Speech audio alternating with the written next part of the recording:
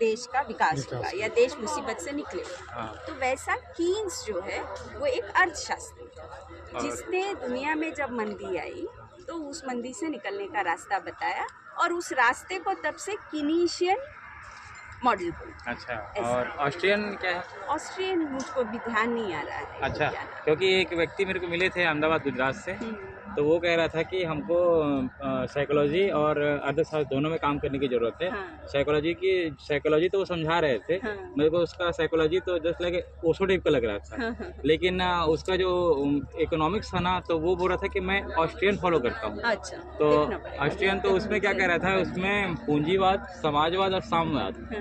तो उसमें पूंजीवाद को प्राकृतिक व्यवस्था कह रहे थे जो हम बनाना चाह रहे हैं, लेकिन हम समाजवाद हटाना चाह रहे हैं, मतलब लाना चाह रहे हैं ऐसा बोलते हैं। लेकिन उसके हिसाब से ना समाजवाद जो है, जो अभी व्यवस्था जो है समाजवाद में चल रही है, समाजवाद चल रही जो है वो नेचुरल। हाँ, वो नेचुरल है ये कह रहे थे। तो नेचुरल का क्या मतलब होता है? नेचुरल का मतलब होता है जिसमें जो गुण है। हाँ, ठीक है, आप इससे जो गुण हो सकता है। हाँ। नेचुरल का मतलब होता है जो प्रकृति का नियम। प्रकृति माने जंगल की अगर आप कल्पना करें तो जंगल में सरवाइव कौन करता है? जंगल में तो सबसे मजबूत होता है वो सरवाइव करता है। बड़ी मछली जो है वो छोटी मछली को खा जाती है। ये जंगल का नियम, ठीक है ना? यही प्रकृति कह रहे हैं। जो लोग ये कहते हैं तो फिर हम इंसान क्यों हैं भाई? हम भी जंगल के नियमों से ही जिए ना। जंगल का नियम अगर ये है कि बड़ी मछली छोटी मछली को खा जाए, बड़ा उद्योग छोटे उद्योग को खा जाए, अमीर आदमी गरीब आदमी को खा जाए, तो हम जंगल के राज से रहें। पर हमने तो आज से लाखों साल पहले, हजारों साल पहले तय किया ना कि हमको संस्कृति बनानी। मनुष्य की पीढ़ी दर पीढ़ी हजारों साल में जो है मनुष्य की संस्कृति का विकास हुआ। इसलिए मनुष्य ने क्या कहा कि नहीं, हम जो है जंगल के नियम से नहीं रहे, हम मनुष्यता के नियम से रहे। मनुष्यता का नियम क्या है? मनुष्य में दया है, करुणा है, दूसरे को मदद करने की चाह है। किसी और जंगल के प्राणी में ऐसा है क्या? किसी जंगल के प्राणी का विकास ऐसा हुआ है क्या कि वो पहले कुछ था और उसने अपनी दुनिया ऐसी बना ली जिस दुनिया से जो है वो दूसरी दुनियाओं पर भी फर्क पड़ने लगा? जैसे उदाहरण के तौर पे अभी जो है कौवे बहुत सारे हैं। कौवा भी चतुर प्राणी माना जाता है। तो कौवे ने अपना सांस्कृतिक विकास ऐसा किया कि उसकी वजह से मनुष्यता खतरे में आ गई। ऐसा सुना है क्या कभी? नहीं। ऐसा कोई प्राणी नहीं। एक मनुष्य ही ऐसा प्राणी है जो संस्कृति के बारे में सोचता है, सांस्कृतिक विकास के बारे में सोचता है, और उसकी दिशा हम जब देखते हैं तो हम देखते हैं कि दूसरे मनुष्य की मदद करना, दूसरे के प्रति प्रेम, दूसरे के प्रति करुणा, ये वाले जो भाव है वो मनुष्य है। दूसरे वाले भाव भी है, जैसे दूसरे के प्रति क्रूरता, दूसरे की लूट करना, किसी की जो है वो ये करना। मगर अच्छा मनुष्य कौन सा माना जाता है? जो सहअस्तित्व की भावना के साथ लेके चले। तो ये हमको किसने सिखाया कि जो सेवा करता है, करुणामयी है, वो अच्छा आदमी? ऐसा किसने सिखाया? नेचुरल नहीं। हमारा सांस्कृतिक विकास, हमारे माँ पिताजी थे, बाप दादा थे, दादा दादा परदादा, हजारों साल के सांस्कृतिक विकास के बाद हजारों ऐसी बड़ी हस्तियां हुई जिनको आज हम धर्म कहते। कभी यीशु ख्रिस्त आए और उन्होंने ये कहा कि प्रेम है ना, यीशु ख्रिस्त का मूल क्या है? प्रेम। वहीं पर कहीं आप देखते हैं मोहम्मद पैगंबर आए तो क्या कहते हैं? समानता, कि ईश्वर के सामने राजा और रंग दोनों जो है वो समान है। वही हम देखते हैं बुद्ध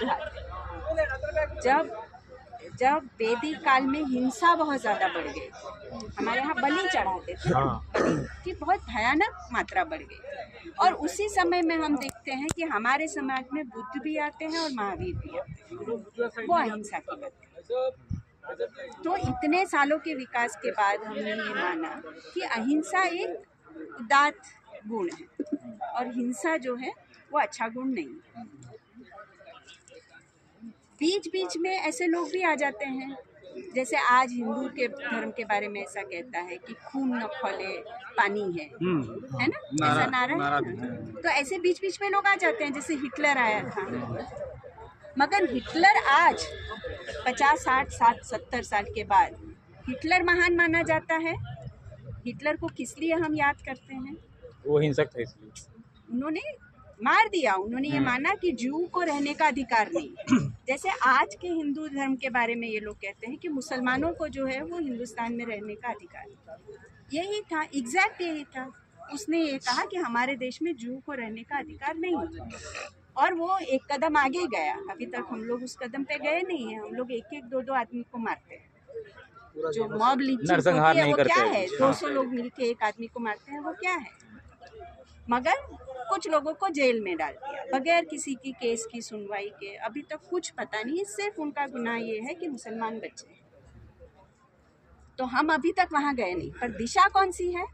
वही दिशा है जिसमें हम ये कहते हैं कि मुसलमानों से घृणा करो, वो हमारे देश में क्यों रहे, उनको जो है क्यों इतने अधिकार मिलने चाहिए। ये दिशा है जिस तरफ हम जाते हैं।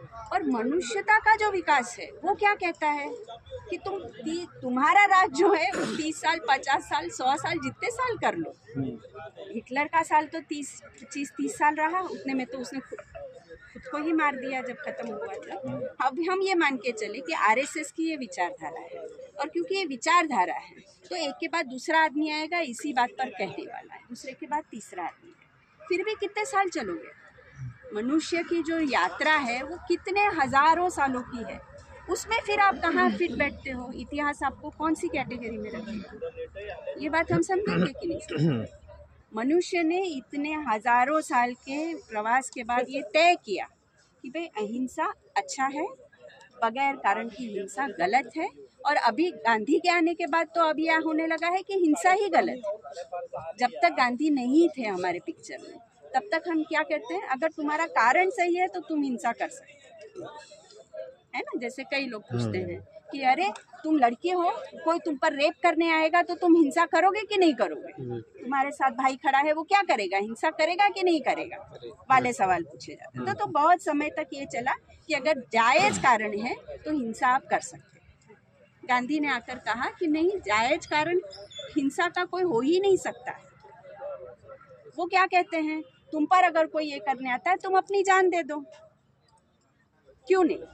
आखिर तो क्या है, जान ही है ना, जिसके ऊपर अल्टीमेट प्राइस है, अल्टीमेट कीमत है जो आप चुकाते हो। तो हिंसा का प्रतिकार कहाँ हुआ यहाँ? हिंसा का प्रतिकार अच्छा, नहीं। हिंसा अलग रास्ते पे हम निकल गए। मैं कहना जो चाह रही थी वो ये था कि इतनी लंबी यात्रा में बार बार मनुष्य इस बात को रियलाइज करता है कि प्रेम जो है वो उदात्त गुण है, करुणा जो है वो उदात्त गुण है। आज से 2500-3000 साल पहले बुद्ध ये कह के गए, आज भी हम वही बात दोहराते हैं। आज से 1500 साल पहले, 2000 साल पहले यीशु क्रिस्त ये कह कर गए, आज भी हम वही बात दोहराते हैं। तो एक सनातन सत्य है ये, सत्य, प्रेम, करुणा, ये उदात्त गुण है। इसके उल्टे वाले जितने भी गुण हैं ये सारे मनुष्य के पतन का कारण बनते हैं। धर्म की स्थापना के लिए महाभारत हुआ था, तो उसको किस कैटेगरी में देखेंगे? देखिए, अब आप महाभारत जब हुआ था, एक तो कब हुआ था मुझको मालूम नहीं है, पर हम ये मान के चले कि 5000 साल पहले हुआ होगा, 6000 साल पहले जब हुआ तब की जो परिस्थिति थी, है ना, वहाँ से तो मनुष्य आज आके निकला है ना।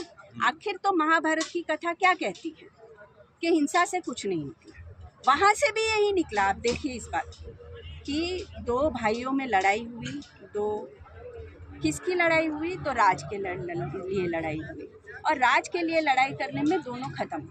तो ठीक है ना, आखिर हिंसा खत्म हो गई तो प्रतिनिधित्व अगर उसका आ जाता है तो फिर समाज तो गर्त में चला जाता है ना। अगर कहीं कौरवों का शासन हो जाता है तो आखिर वो खत्म हो गए तो ठीक है, समाज फ्री हो गया है ना, तो अपनी नई व्यवस्था बनाने के लिए।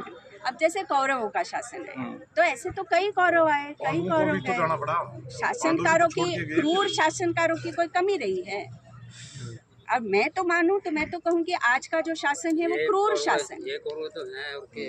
क्या करोगे? क्रूर शासन है तो क्या करोगे? मार दोगे? गांधी यहाँ आकर कहते हैं कि यहाँ असहयोग काम आता है, यहाँ सत्याग्रह काम आता है। जब जिसको जो समझ में आया, आज मेरी समझ में ही आ रहा है, मनुष्य के इतिहास में साबित क्या हुआ?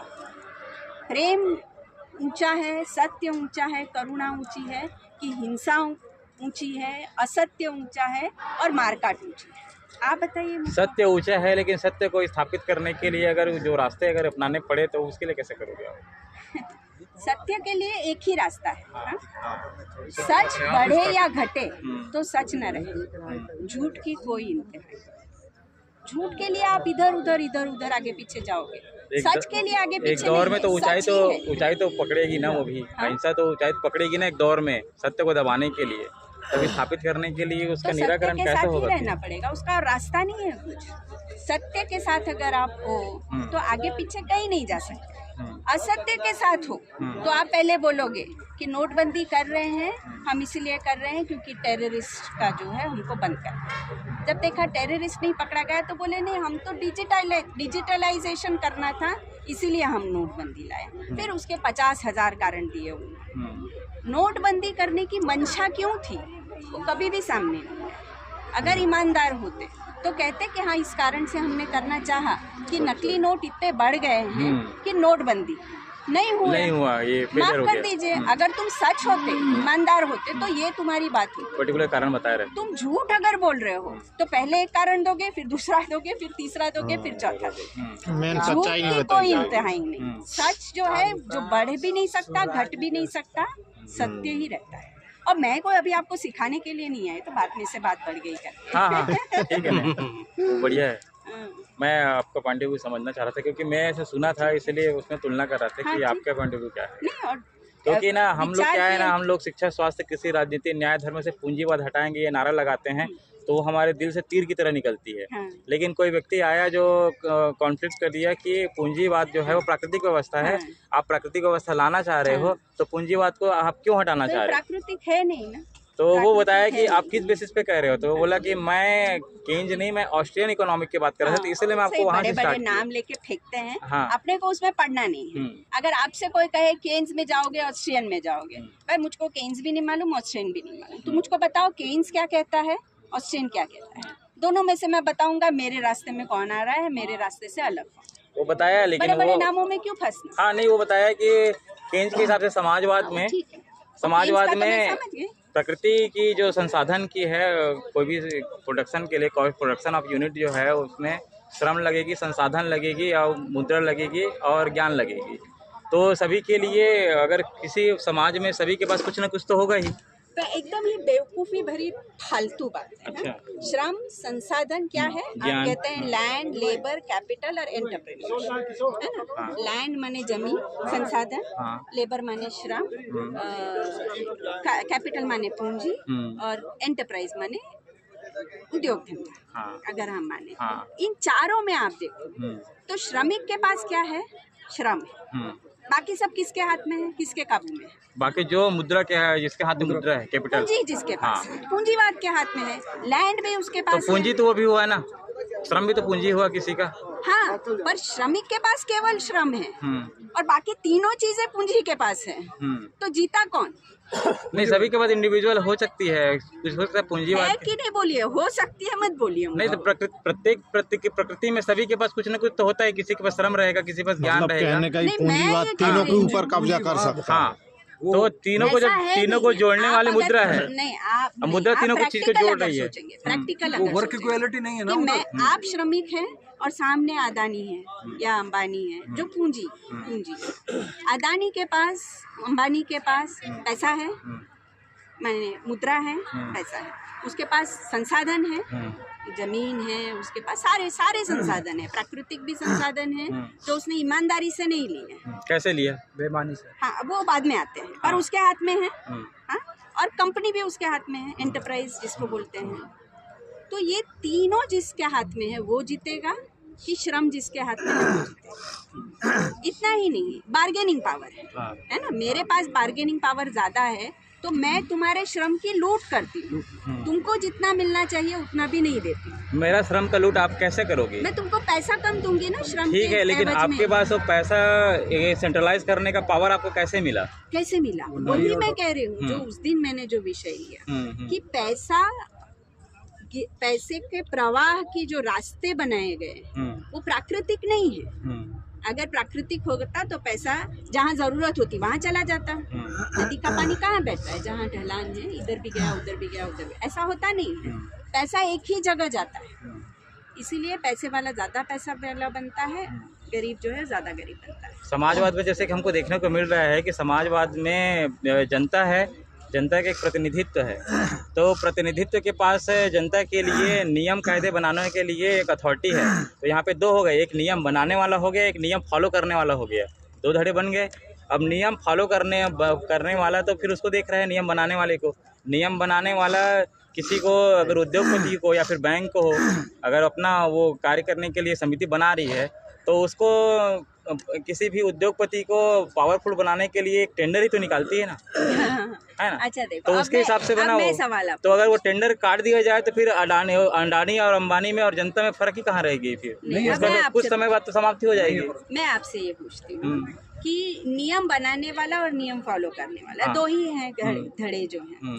नियम बनाने वाला हमेशा वही होता है जो आज से 1000 साल पहले था, आज से 5000 साल पहले। कौन था? पहले जाति के आधार पर था, तो ऊंची जाति के लोग नियम बनाते थे। कभी सोचा है, सुना है कि दलित लोग मिलकर जो है समाज कैसे चलेगा उसके नियम बना रहे हैं? कभी भी नहीं होता है। पहले जो था वैसा था। उसके बाद हमने क्या देखा कि भाई एक इंग्लैंड नाम का राज्य आया जिसने पूरी दुनिया पर राज किया, है ना। इंग्लैंड ऐसा था जिसके यहाँ सूर्यास्त नहीं होता था, सारे नियम इंग्लैंड ने बनाए। उसके बाद डेमोक्रेसी आई, सो कॉल्ड डेमोक्रेसी आई। डेमोक्रेसी में नेता कौन बना? वही बना जो आज तक पैसे के धनी था, आज तक जाति का धनी था, भारत के संग। तो उसने जो नियम बनाए वो किसके लिए नियम बनाए? उसके लिए बनाए, क्योंकि वही उसकी समझ में आता है। उसको दूसरी बात समझ में नहीं आती। मैं उसकी ईमानदारी पर नहीं डाउट कर रही हूँ, पर उसको समझ में ही नहीं आता है कि गरीब आदमी कौन होता है, कैसे होता है, कैसे उसको जो है पैसा कमाना पड़ता है। और उसमें बेईमानी अगर आप जोड़ दो तो वो अलग चीज बन जाती है। तो जो अभी स्थिति अब और एक बात मैं मुख्य सवालों पे कर रही हूँ। टेंडर वेंडर के उसे छोटे छोटे उदाहरणों में मत जाइए आप। मैंने आपसे तब पूछा था जब क्लास दिया था, ऐसा क्यों है कि एक आदमी जो उद्योगपति है, मैं आप समझिए मैं शहर की लड़की हूँ और मैं इसको शेयर मार्केट पढ़ा रही थी। अभी 50,000 मैंने शेयर मार्केट में डाला और मैंने कुछ नहीं किया, 10 साल में भूल गई उसको। और वो जो है वो 1 लाख हो गया, 1.5 लाख हो गया, जैसा मार्केट गया वैसा गया। एक श्रमिक है, वो कहे कि हाँ तुम्हारे पास पूंजी है, देखो मेरे पास श्रम है, मैं श्रम दबाता हूँ जमीन में, बढ़ेगा क्या 5 साल में, 10 साल में? नहीं बढ़ेगा। तो ये फेयर है? मैं कुछ भी नहीं कर रही हूँ, मैं उसका एडवर्टाइज भी करती हूँ, टीवी में एडवर्टाइज चलती है, अरे तुम क्यों काम कर रहे हो, अपने पैसे को काम पे लगाओ, आती है ना वो एडवर्टाइज। अरे ये क्या है, तुम आदमी को कह रहे हो कि तुमको काम करने की जरूरत नहीं है, तुम पैसे को काम पे लगाओ। पैसा किसके पास जाता है? पैसे का प्रवाह यही है कि जिसके पास पैसा है, पैसा उसी के पास जाता है। वो बनाया गया है, वो प्रवाह बनाया है, पहले से पाइपलाइन बनाई हुई है, उसको ये वो चीज हाईलाइट करो ना, वो नाई और वो डॉक्टर का जो इक्वालिटी ऑफ वर्क होना चाहिए ना। इक्वालिटी ऑफ वर्क तो है ही नहीं। क्या नाई और वकील नहीं समझ में आता है तो तुम ये समझो कि जो किसान है, खेती करता है वो, और जो पेट्रोलियम बनाता है, कौन ज्यादा जरूरी है? जरूरी किसान ही है। तुम पेट्रोल के दाम ज्यादा देते हो पर किसान को नहीं देते हो। सिस्टम है ना, सिस्टम जो बनाया है ना, किसान जो है वो लाखों है, पेट्रोलियम बनाने वाला एक आदमी है या 2 है, सारा पैसा लूट कर वो लोग। तो ये व्यवस्था जो बनी है वो तो हमारे समाजवाद ही व्यवस्था है। इंग्लैंड की प्राकृतिक नहीं है, ये आप मान रहे हैं, आप इस बात को स्वीकार करते हैं। इंग्लैंड की व्यवस्था है, सोसाइटी टूट जाए और अपन क्या आजाद नहीं है, ये गलती से भी भूल जाना क्योंकि हम आजाद है, हम आजाद नहीं है, आज भी नहीं है, स्लेव्स बनाना। तो ये जो व्यवस्था बनी है वो समाजवाद से बनी है, और समाजवाद अभी हम चल रहे हैं और हम उसको बदलने चल रहे हैं। ये थोड़ा ना एक तरह से जिसको कहिए कि पैराडॉक्स कहते हैं इंग्लिश में, उसका हिंदी क्या होता है मैं नहीं समझती, पर विरोधाभासी नहीं, विरोधार्थी चीजें। दीदी मेरे को एक सवाल पूछना था, क्या हमारे गांव में पहला पुलिस पाटिल था? हाँ, क्या था? बहुत पहले तो नहीं था। हाँ नहीं था, हमारे गांव में मुखी था, ध्यान रखना है। पंचायत सिस्टम कैसा बना है? क्या हमारे गांव में ग्राम सेवक था? ये ग्राम सेवक इंग्लैंड का है, ये तलाटी इंग्लैंड का है, उसके बाद में पुलिस पाटिल भी इंग्लैंड का है। अब ये 3 सिस्टम ऊपर चलते। अगर आप तहसील में जाएंगे तो पुलिस स्टेशन आएगा, तहसीलदार आएगा, और इधर ग्राम पंचायत, नगर पंचायत है। और इसके साथ में क्या जोड़ा है? जुडिशियल, नॉन जुडिशनल, क्या कोर्ट, जो भी होगा वो कोर्ट करेगा। कोर्ट किसके लिए बनाया? उनके लिए बनाया। उनके लिए बना, वो उनके वकील किसके लिए बनाए? उनके लिए बनाए। बचने के लिए। इंजीनियर किसके लिए बनाए? उनके लिए बनाए। वो गलती डॉक्टर किसके लिए बनाए? हमारे पास में क्या था? आयुर्वेद था ना, तो इन्होंने क्या ला के घुसाड़ा हमारे पास में? बराबर लाया ना। तो अभी हाल कितने हो गए? वो कल क्या बोला साहब ने? 2000 हो गए, उसका भी कंट्रीब्यूशन कितना डॉक्टर का हिसाब बना। बराबर है। ये तीनों सिस्टम। अब ऊपर जाइए, डिस्ट्रिक्ट में क्या आता है? अधीक्षक आता है या तहसील आता है, बराबर है, वहाँ पर आता है। और कौन आता है? ऐसा ही आएगा। हाँ, जिला कलेक्टर आता है, फिर बीडीओ आता है। ये ऐसा सिस्टम। फिर ऊपर चलो, फिर ऊपर जाएंगे, महाराष्ट्र आएगा, फिर उसको मुंबई आएगा, फिर मुख्यमंत्री आएगा, ये नगर पालिका आएगा। ये जितना भी सिस्टम जो बना है ना, वो सारा का सारा सिस्टम इंग्लैंड का है, हमारा नहीं है। तो अब इसको क्या करेंगे हम? एक ही उपाय है, गांव-गांव में जाना है। हमने आलू भी डाला ना, तो 10 किलो आलू आएंगे इतना पकाने का। तुम्हारा सिर्फ परिवार रखना, क्योंकि आने वाला समय 27, 28, 29 लॉकडाउन गिरने वाला, मालूम है आपको? अभी लॉकडाउन होना, 1 इलेक्शन 1 करेंसी 1। अभी तुम्हारा जो करेंसी है, जो सोने का था, जो मोहर थी, जो चांदी का रुपया था, अपना रुपया, जो देवेंद्र भल्लारी जी 4 साल से समझा रहा, अभी तक लोगों के समझ में नहीं आया। यहाँ अभी टोटल 350 लोगों को समझ में आया बोल के यहाँ आके बैठे। बाकी तो दुनिया ऐसी खाली पड़ी हुई है पूरा। उनको मालूम नहीं बेचारों को गांव में क्या हो रहा है, कुछ नहीं लेना देना उनको बेचारों को। वो तो कह रहे हैं कि सरकार कर रही, मतलब अच्छा ही कर रही है क्या? मतलब वो वही। अरे देखो, अभी देखो, गलत थोड़ी करेगी। एक बात अभी समझ लेना, हम किसी तीर्थ क्षेत्र में जाते हैं, वहाँ से एक भगवान लेके आते। अब वो तुम घर में लाके एक 40-50 भगवान हो जाते पहले। कोई दुर्गा पूजा, ये पूजा, तमका, ये लाया, उधर लाया, तिरुपति लाया, बालाजी लाया, घर में सब रख दिए। अब ये तुम्हारे बच्चे देखते कि नहीं? तुम क्या करते? जैसा आप बोले उनको हल्दी लगाओ, कुकू लगाओ, ये लगाओ, वो लगाओ, नला धुलाओ, मस्तबाजी करो, प्रेयर करो, ये करो। तो आपका बच्चा क्या करता है? वही फॉलो करेगा ना। बस यही बच्चे फॉलो कर रहे हैं जी, फॉलो कर रहे हैं और कुछ नहीं कर रहे, फॉलो कर रहे हैं। उनको मालूम नहीं है। आपको मालूम है डिस्टेंट्री जेल बना है मालूम है? मुंबई में बना है। आपके पास में एक थाली, एक गिलास वो बना के रखा हुआ उन्होंने। जा साले तो इधर भी अब तुम्हारे पास में, तुम भारत का रहवासी, तुम्हारा जलम, तुम्हारे 15 पुश्ते यहाँ गए, क्या पूरा क्या पूरा है तुम्हारे पास में? बताओ क्या पूरा है तुम्हारे पास में? बताओ ना मेरे को। है कुछ भी नहीं, कागज नहीं, कुछ नहीं, क्योंकि ना सारे क्लोज कर लिए। 150 साल पूरे खत्म कर दिए कागज। तुम्हारी पुस्तक के कागज खत्म, सारे खत्म। लड़ाई बहुत जबरदस्त है। लड़ाई हम जब एक जैसे हो जाएंगे, जैसे मैं तुमको प्रेम करूंगा, समझ लेना। ये शरीर मालिक ने दिया। देवेंद्र भल्लारी जी क्या बोलते हैं कि ये कुदरत का खेल चालू है भाई, इसके लिए तैयार हो रहे तुम, और तैयार हो रहे आप, ऑटोमेटिक आ रहा है ना बंदा। यहाँ कोई ला रहा है किसी को नहीं, सब अपने अपने खर्चे से आ रहे, अपने अपना पैसे, फिर यहाँ पे आने के दान भी करके जाएंगे। जिस भी यथाशक्ति जिसकी होंगे दान, फिर यहाँ आके दान। हम वेद कहाँ, हम एक नहीं मान रहे ना, जैसा मैंने कहा, एक नहीं मान रहे ना।